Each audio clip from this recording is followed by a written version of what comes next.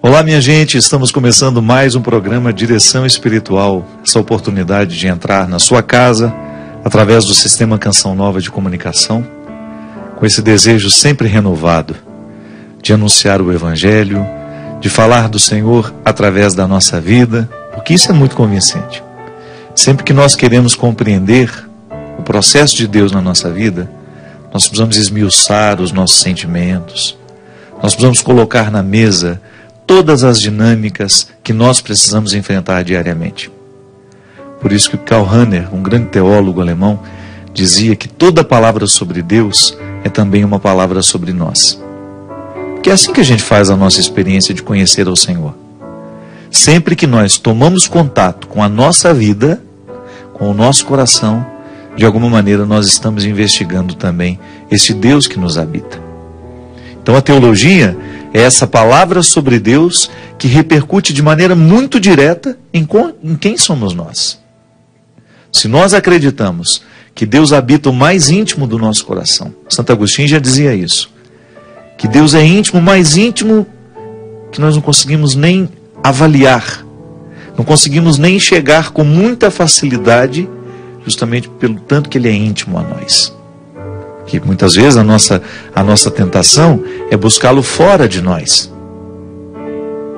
É buscá-lo para fora.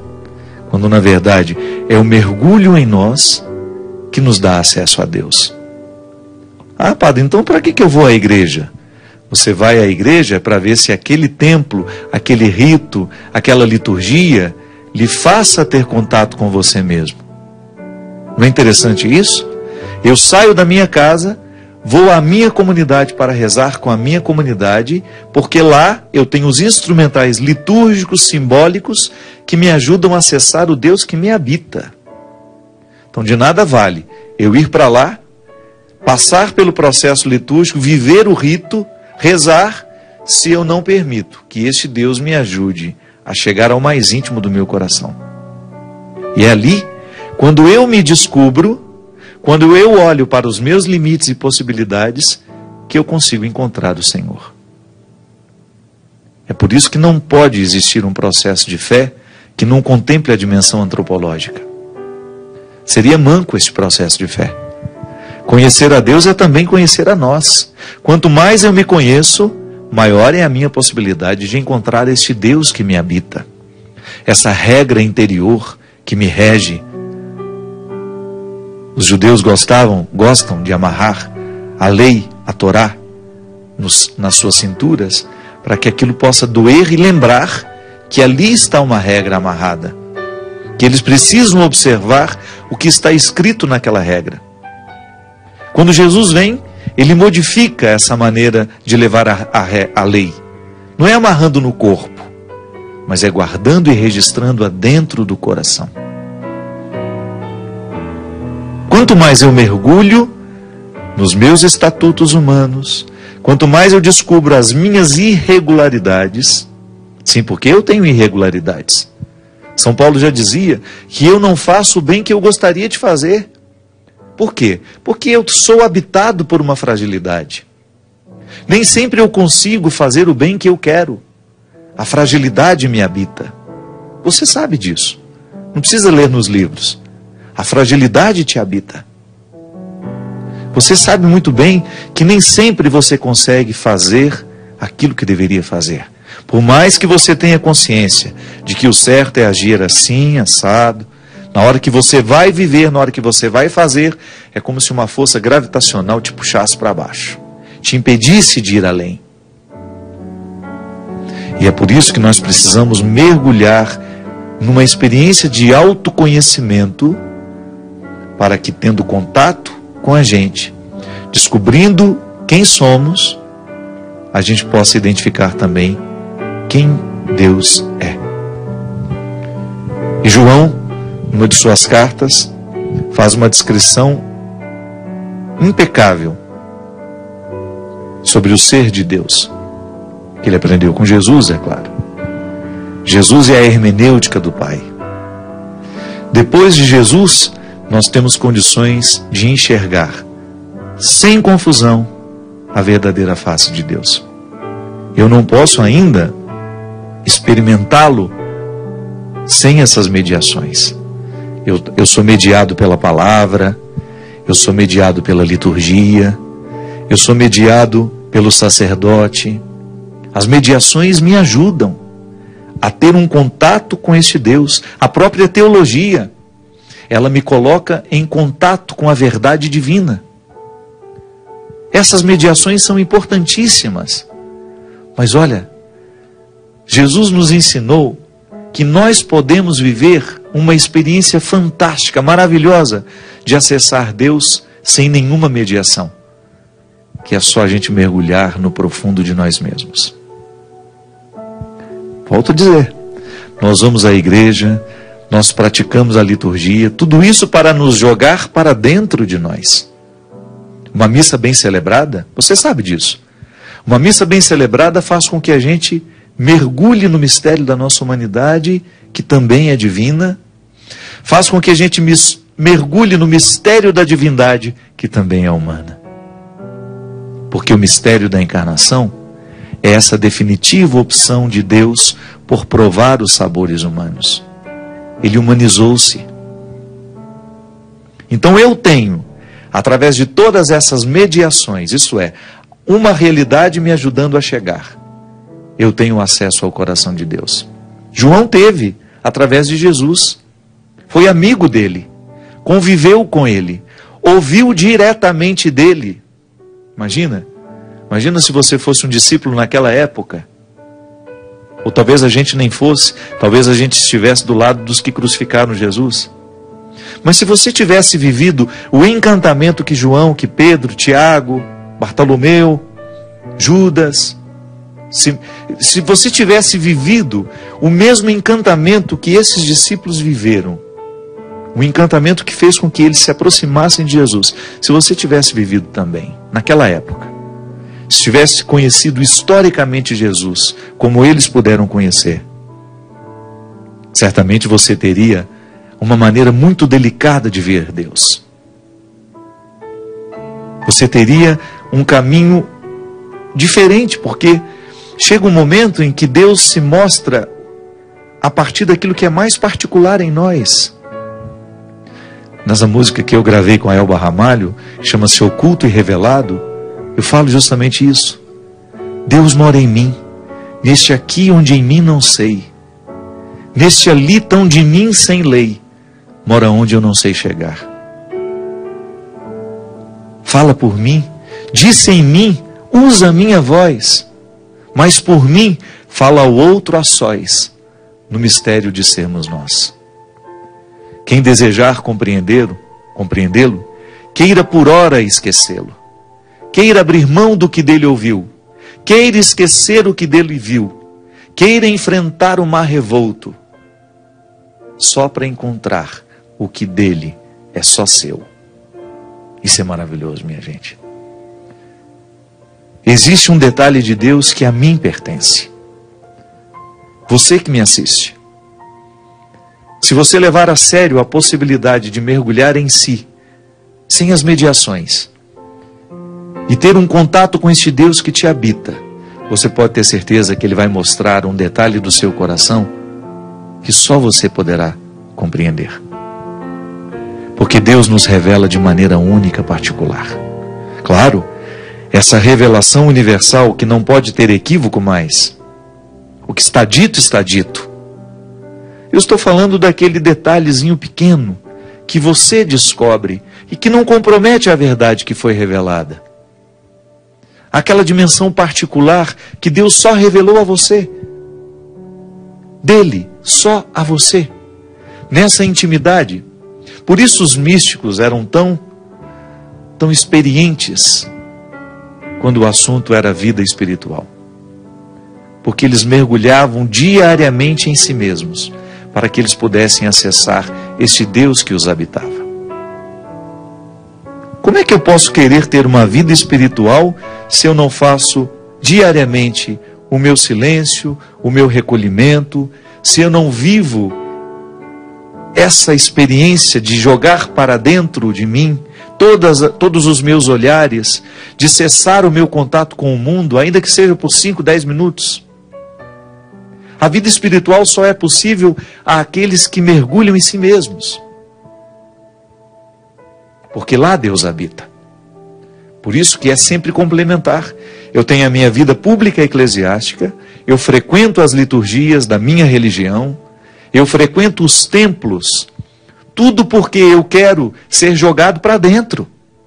Mas eu também, no silêncio da minha casa, sem a mediação do sacerdote, sem a mediação dos templos, sem a mediação dos símbolos, eu posso acessar este Deus, porque o Senhor, foi o próprio Cristo que nos disse isso.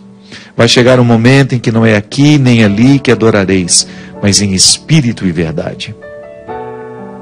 E a gente acredita, eu particularmente penso, que esse espírito e verdade é o último estágio dessa evolução espiritual. Que é quando nós somos capazes de relativizar toda e qualquer geografia para estar com Ele. Estou aqui, neste momento. Esse território não é sagrado, ele não foi consagrado pela igreja, ele não foi consagrado para ser um lugar de culto. Estou sentado num banco de uma praça e posso ali fazer uma experiência real do Senhor. Sabe por quê? Porque aqui está a resposta. Deus é amor. Quem permanece no amor, permanece em Deus. E Deus permanece nele. Olha que coisa comprometedora. Deus é amor. Se nós quisermos permanecer em Deus, não adianta eu estar dentro da igreja, não adianta eu frequentar a liturgia, eu fazer isso, fazer aquilo, mas se eu não amar, se eu não estiver conectado neste amor que dele emana, eu não terei condições de permanecer nele. Não é o que fazemos exteriormente que nos salva. Não é a quantidade de ritos que vai nos redimir. Mas é a qualidade do amor que aquele rito que nós celebramos provocou dentro de nós. Se a missa que eu participo não me motiva a amar, ela não está alcançando o seu resultado final em mim. Se a oração que eu faço não provoca em mim a minha capacidade de ser ágape na vida do outro, porque o amor de Deus é ágape. Nós precisamos compreender toda vez que nós escutamos Deus é amor, nós não estamos falando deste amor banal que tantas vezes nós reproduzimos na nossa vida. Ou que lemos nos romances, que vemos na televisão, não. É o amor ágape, é o amor descomprometido, é o amor que estabelece para o outro um banquete. É o amor que convida os miseráveis a sentarem numa mesma mesa. É o amor que não faz distinção. É o amor que não joga fora. É o amor que reconcilia. Não é o amor que nos autoriza o preconceito, que nos autoriza a vaidade espiritual, a vaidade de achar que nós somos melhores que os outros. Não, é o amor que nos fraterniza. É desse que Jesus falou o tempo todo. E São João diz, nisto se realiza plenamente o seu amor para conosco, em que tenhamos firme confiança no dia do julgamento. Olha isso. Eu me sinto amado por Deus e faço da minha vida uma experiência de permanecer neste amor. Isso significa, Ele me ama e eu acolho esse amor dele na minha vida como uma responsabilidade. Porque Ele me ama, eu amo também. É o que Agostinho dizia, Santo Agostinho falava que Ele nos amou para que a gente tivesse amor com que amar. Eu não amo porque sou capaz de amar. Eu amo porque Deus me amou primeiro. Salvaguarda essa presença inaugural do amor em mim. Eu não amo porque dou conta de amar. Eu amo à medida em que eu permaneço nele, porque Ele me deu este dom de amar. Ele me amou primeiro quando eu era miserável, quando eu era um maltrapilho, quando eu era um pecador. Isso tudo na minha herança. Sabe, você vai pegando a sua herança humana, seu pai, sua mãe, seus avós, todos eles viveram a dinâmica deste amor que chegou até você. Nós temos uma herança pecadora que chega lá em Adão.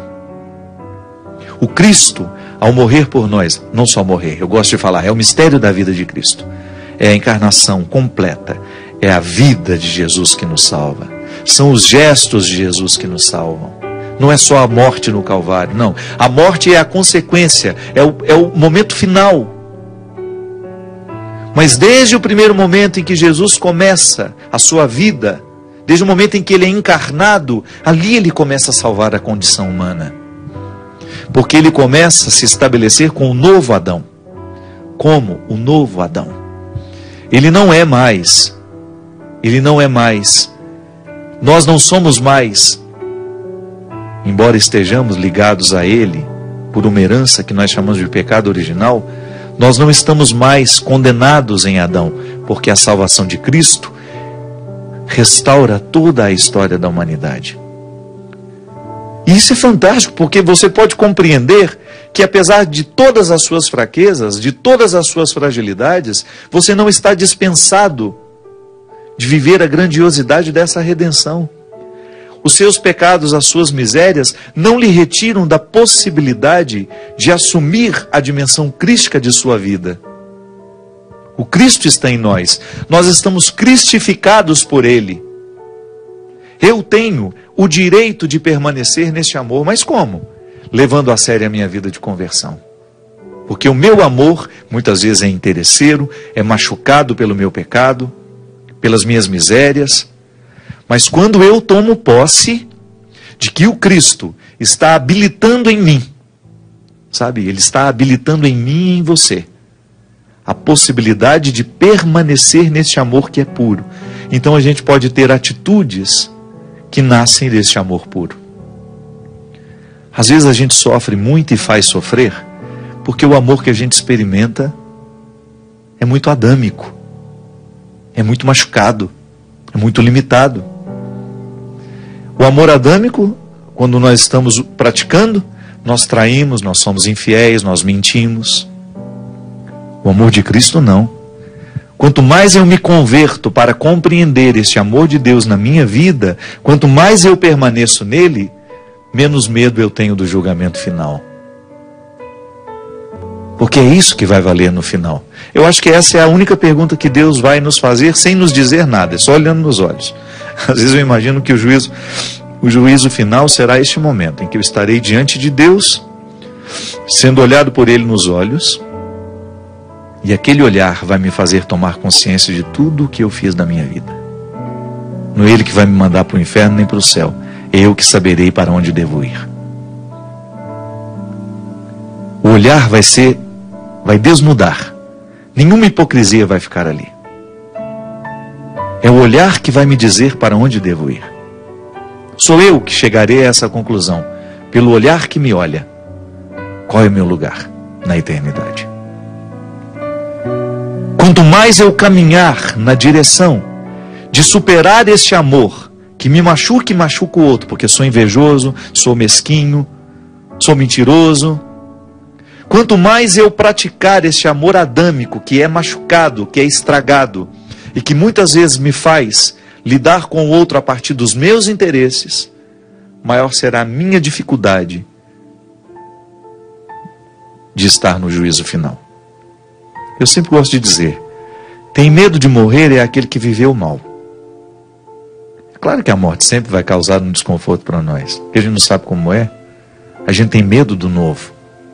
Mas à medida em que a gente vive melhor a nossa vida, em que você tem consciência que você está tratando o seu pai da melhor maneira, que você está sendo filho com todo o esforço que você faz para ser um bom filho, que você não está negligenciando a sua oportunidade de ser pai, de ser mãe, que você está vivendo bem a vida com seus irmãos, se você é honesto, se você não rouba, se você ocupa um cargo público e você não se beneficia deste cargo público para enriquecer-se, se você é um bom prefeito, um bom governador, um bom senador, um bom deputado, um bom presidente, se você tem a consciência de que você não está usando das oportunidades que a vida te deu para fazer bem o outro, melhor, se você não está fazendo desta oportunidade, se você não está negligenciando essa oportunidade de ser um administrador público para fazer bem ao outro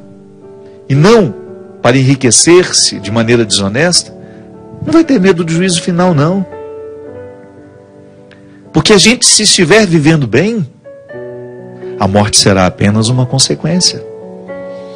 Agora, quando a gente tem uma nítida percepção de que nós estamos estragando a nossa vida, quando nós temos essa percepção de que nós estamos fazendo tudo errado, é bem provável que a gente vai temer muito a morte. Deus é amor. E aquele que permanece no seu amor não terá medo do juízo final. Porque onde há amor, não há medo. Onde há amor, não há medo. Por que às vezes a gente tem medo que o outro nos traia? Porque pode ser que a gente ainda desconfie da qualidade do amor. Por que a gente tem tanto medo da infidelidade? Pode ser que a gente ainda não tenha percebido a maturidade do amor, a nobreza do sentimento. Aí o medo se instala. A mesma coisa é a autoridade. Você tem uma autoridade sobre os seus filhos. Esta autoridade que você tem é porque o outro te ama ou porque o outro tem medo de você? Sempre penso isso, como padre, como alguém que tem uma liderança, como alguém que tem pessoas que trabalham comigo. Essas pessoas me amam e por isso me respeitam?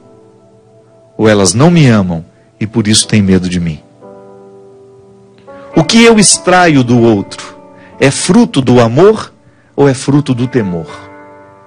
É uma boa pergunta para a gente se fazer. Porque você vai ter a oportunidade de mergulhar na qualidade da sua autoridade, da sua paternidade.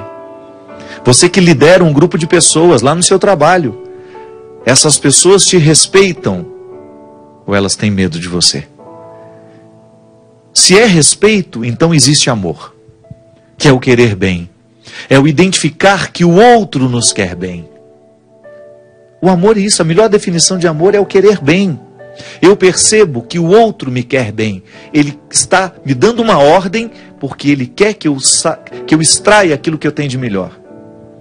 Ele está me fazendo uma negativa, ele está me colocando um não para eu precisar administrar porque ele quer o meu bem. Aí você descobre que isso é amor.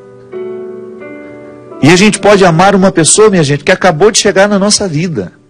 O amor cristão nos permite essa relação imediata. É na hora. Ah, padre, mas a gente precisa de muito tempo para amar uma pessoa. Mas você está falando desse amor da convivência, que você vai ter que comer um saco de sal juntos. Eu estou falando daquela pessoa que passa pela sua repartição pública e você atende como se fosse a sua mãe. E você nunca viu aquela mulher na sua vida. Porque você quer o bem dela. Você quer que ela saia dali com os problemas dela resolvidos. Ou você que trabalha num banco, a pessoa que te procura precisa do seu trabalho, precisa do seu conhecimento. Você que é advogado, alguém que procura o seu trabalho porque precisa da sua ciência. Você que é médico, quando no seu consultório você tem a oportunidade de amar um paciente que você nunca viu na vida, porque o respeito já é amor. Olhar o outro com dignidade, olhar o outro com respeito, sem estabelecer esse olhar de cima para baixo, mas aqui, da mesma maneira como Jesus olhava as pessoas, ele sendo Deus olhava assim no horizonte.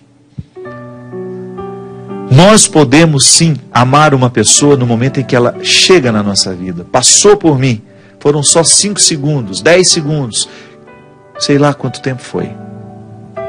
Passou por mim e recebeu o amor de Deus que está em mim. Não recebeu o meu olhar arrogante, não recebeu o meu olhar sisudo, desrespeitoso, preconceituoso. Passou por mim, recebeu o meu carinho, porque eu preciso levar a sério que este Deus que me habita, que me ama, me leva a amar também. Por isso o amor é o querer o bem. O amor cristão é o que estabelece, o que põe o banquete para que possa se aproximar daquele que está faminto. Uma pessoa, quando procura um médico que está doente, vai procurar o médico porque de alguma forma está com fome de saúde. E ao médico, a feliz oportunidade de dar a ela um alimento naquele momento de dificuldade. Uma palavra, uma explicação do que se tem, de qual é o tratamento que pode ser feito. Isso mata a fome do paciente, alimenta de esperanças, ou então até aquela palavra que vai ajudar a morrer. Porque o bom médico, aquele que tem amor à sua profissão, sabe muito bem que não é mais um X que vai fazer num paciente que vai morrer. Não, é uma pessoa que tem família, que é amada, que gostaria de viver mais, e que você tem a oportunidade de estar ao lado dela naquele momento, para poder ajudar a morrer.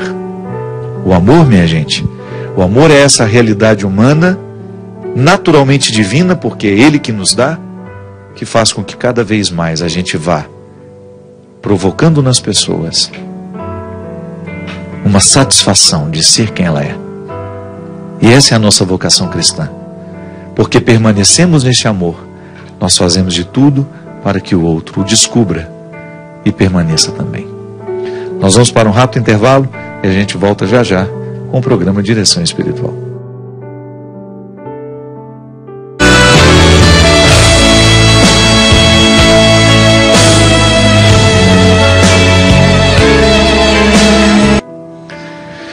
Vamos atender aqui, essa pessoa não quer se identificar.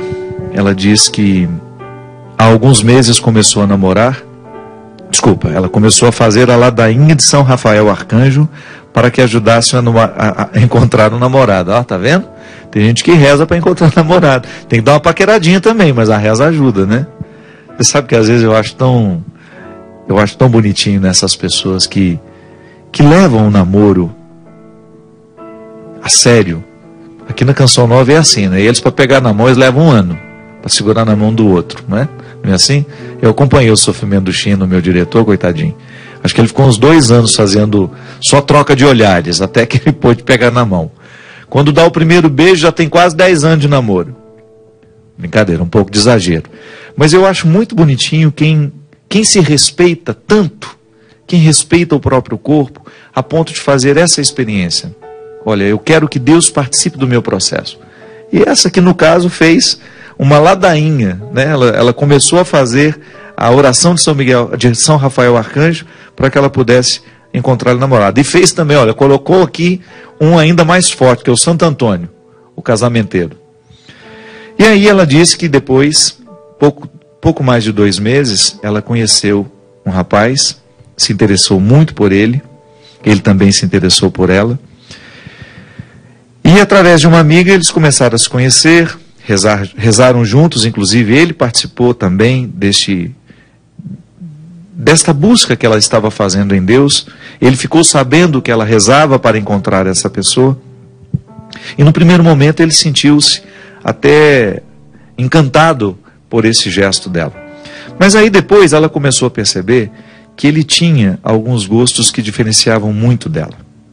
Ela cita aqui que ele gosta muito de forró, ela não gosta, que ele gosta de beber socialmente, mas que ela também não é muito adepta disso.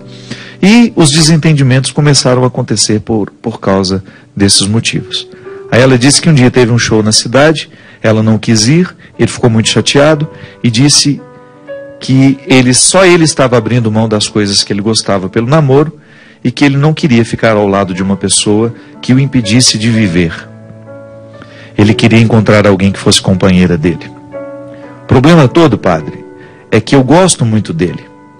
Chorei quando li esse desabafo dele, quando ouvi esse desabafo dele.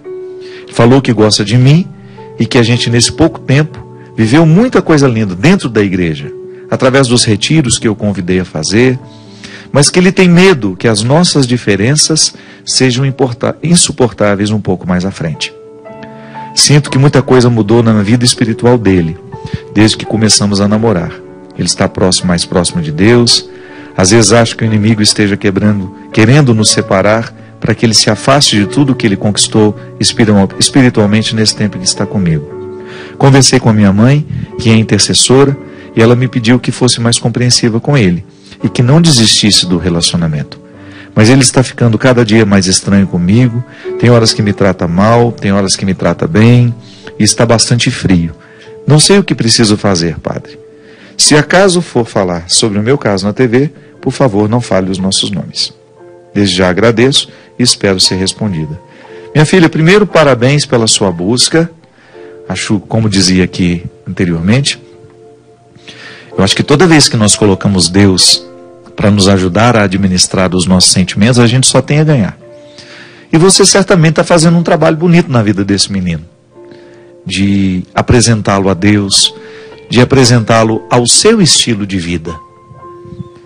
Só que agora entra um conflito, porque ele quer que você experimente também um pouco do estilo de vida dele.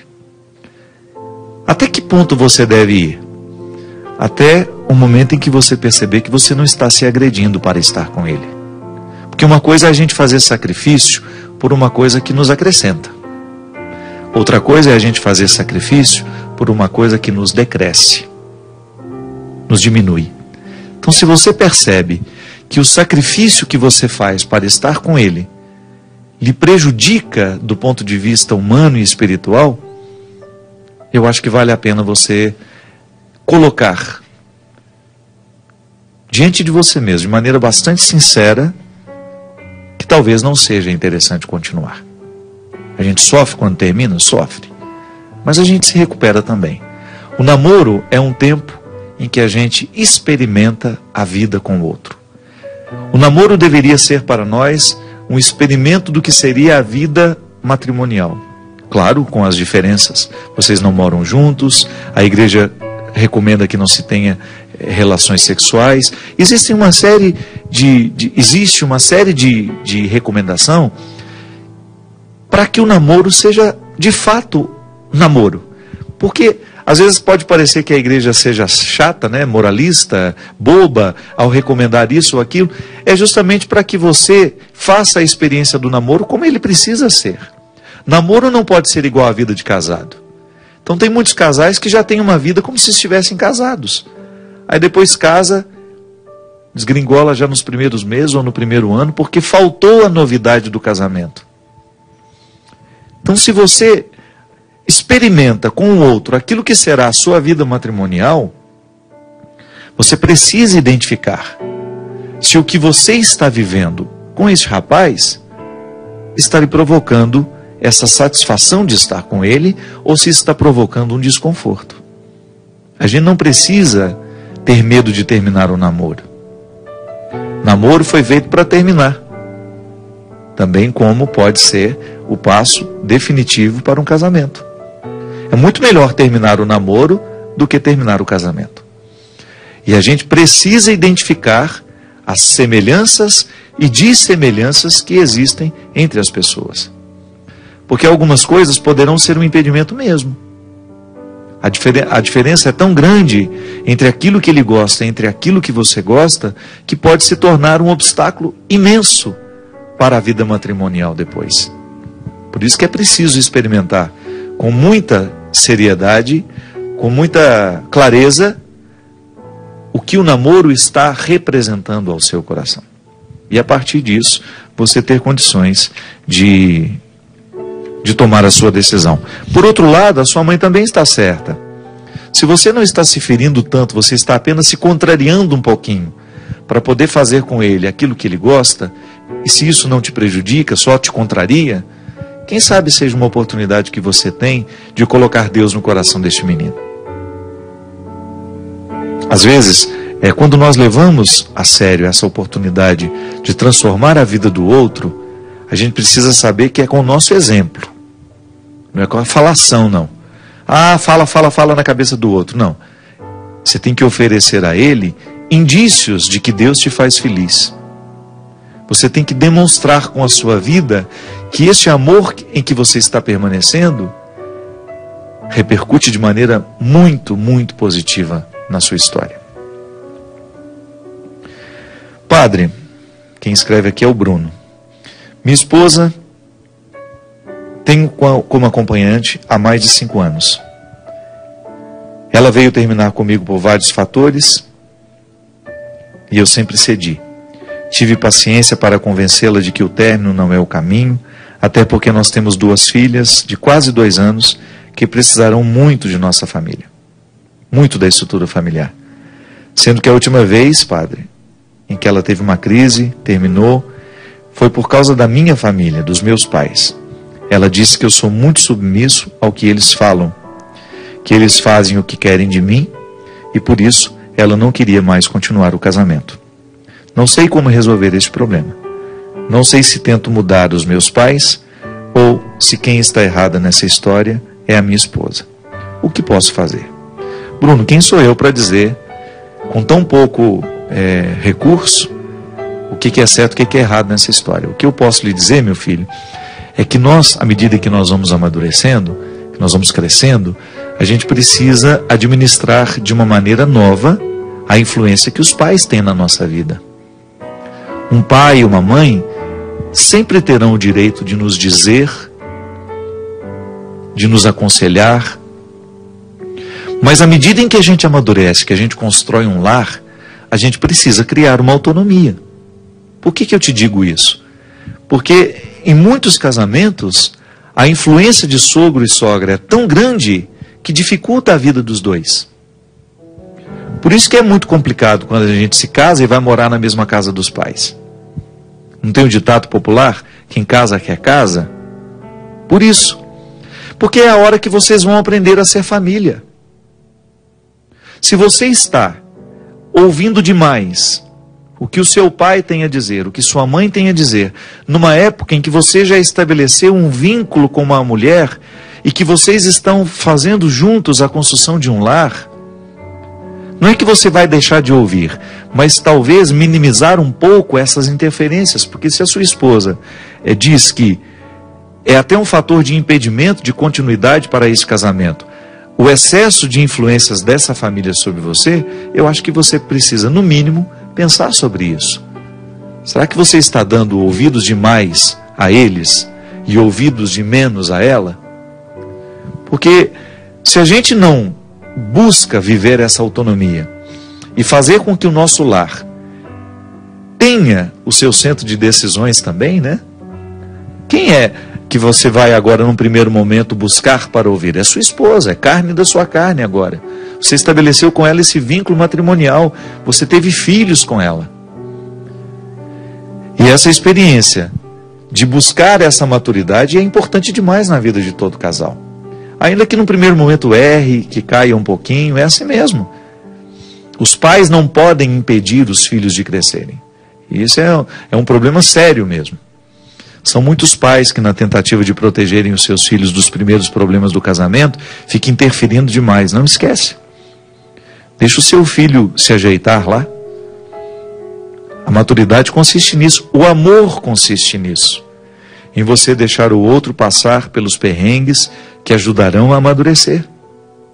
Às vezes, na tentativa de proteger o outro com o nosso amor, a gente desprotege. Excesso de amor desprotege. Eu não posso querer carregar os meus filhos dentro de uma redoma. É na caminhada que a gente aprende a andar. É igual andar de bicicleta. No primeiro momento você fica com muito medo de soltar a bicicleta, mas se o filho nos leva uns tombinhos, ele não aprende nunca. A vida é assim. No nosso processo espiritual é assim.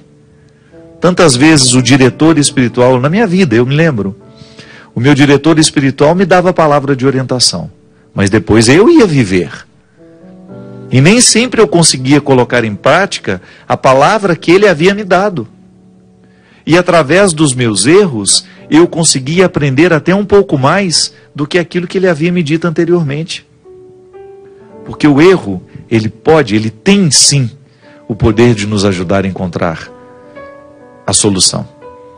E quando muitas vezes a solução vem de fora, ela não cabe dentro da nossa casa. A esposa não aceita porque aquela solução veio de fora.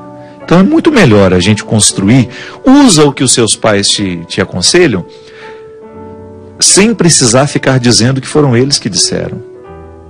Metaboliza os ensinamentos do pai. Metaboliza os ensinamentos da sua mãe. Passa aquilo a fazer parte de você, para que no momento em que você estiver com sua esposa, você tenha condições de dar passos de maturidade na construção da sua família, e ela se sentir mais segura. Porque no fundo, uma mulher quer a segurança do marido. Da mesma maneira como o marido quer a segurança da esposa. Eles compartilham essa segurança. A presença dá segurança ao outro. Se ela percebe que tudo você precisa buscar de fora porque você não tem, é natural que ela se sinta insegura ao seu lado. Acho que na verdade, o que dificulta o relacionamento de vocês, talvez possa ser uma insegurança que os seus pais acabam alimentando quando eles querem resolver todos os seus problemas. Ao querer lhe proteger demais, eles acabam lhe desprotegendo. Aqui no livro, O Discípulo da Madrugada, tem um trecho que eu gostaria de ler. Esse livro eu lancei no ano passado, e ele fala justamente do itinerário de um homem que reconstrói dentro de si a experiência religiosa, que para ele foi muito desastrosa quando ele descobriu, dentro do contexto religioso em que ele vivia, instrumentais que lhe tornaram uma pessoa cruel. Em vez de tornar-se uma pessoa boa, amorosa, tornou-se uma pessoa cruel em nome da lei. Ele era um mestre da lei e ele encontra-se com Jesus e tem a sua vida transformada pela palavra de Jesus. No momento do seu processo, ele diz: esqueceram de me contar que Deus é amor. Aconteceu. Não fizeram por maldade. É provável que tenham vivido a mesma restrição. Foram educados dentro de um contexto religioso em que a máxima sempre foi observar a lei. Não há nenhum problema em conhecer a Deus a partir da lei. Não é prejuízo pautar a vida sob a sua jurisdição. Só não é justo que a gente se prive de conhecer o avesso da regra, a trama que sustenta o seu significado. Lá onde tudo é movimento amoroso, braços que se estendem para oferecer proteção. Não é justo que a lei seja dissociada de sua dimensão amorosa. As restrições que são postuladas por ela pertencem ao contexto do cuidado que educa. Mas se quebrarmos essa associação, a lei deixa de sugerir bondade, torna-se amarra, fonte de privações, limita-se a ser um código impessoal que observaremos por imposição e que desprezamos tão logo deixemos de ser vigiados. A dimensão jurídica da religião é sempre bem-vinda na construção do caráter humano. O respeito às regras divinas é sinal de amadurecimento místico, mas há um detalhe a ser observado: não basta obedecer. Carece que a obediência seja ato livre, movimento natural que o coração realiza por reconhecer o valor que se alberga na regra. A lei sagrada não foi estabelecida para nos oprimir. Ela é fruto do amor divino. A primeira referência que dela recebemos está no livro de Gênesis, na passagem em que Deus ordena Adão e Eva a permanecerem dentro dos limites do paraíso.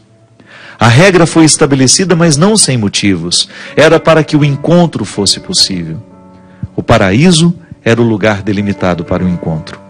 Os limites estabelecidos facilitavam o encontro entre Deus e a humanidade recém-criada. O estatuto divino salvaguardava a Adão e Eva o direito de serem encontrados pelo Criador. A regra mudou. A partir de Jesus, nós não estamos mais sob os limites de uma lei que não alcança o coração. Deus agora estabelece como lugar de encontro o seu amor. Para Adão e Eva, era o limite do paraíso, o lugar do encontro.